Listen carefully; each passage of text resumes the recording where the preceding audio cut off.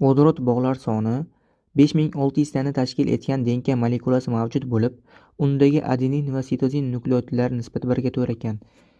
Xo'p, denkadagi nukleotidlarni yozamiz. Adenin, sitozin desak, adenin X ekan. Shunda sitozin adenindan 4 marta ko'p bo'lganligi uchun sitozin 4X bo'ladi.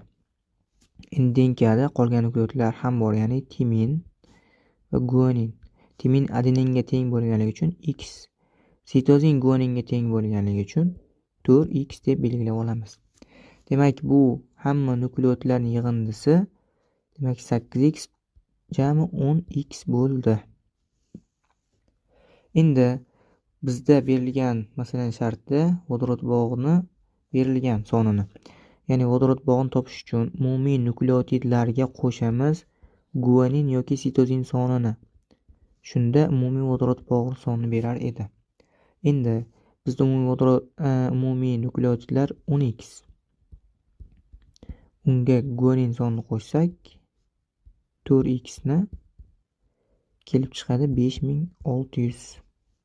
Shunda 14X teng 5600 ga, X teng 400 ga bo'ladi. Demak, X'imiz 400 ga teng bo'lsa, jami nukleotidlarimiz 4000 tani tashkil qiladi. Ya'ni 10X.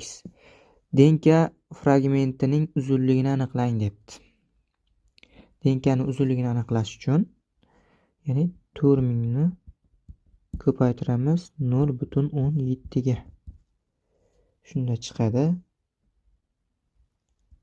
680 nanometr. Bu A variantiga. B'siga denka tarkibidagi adenin nukleotidlari soni pirimidin asoslar sonidan necha marta kichikligini aniqlang.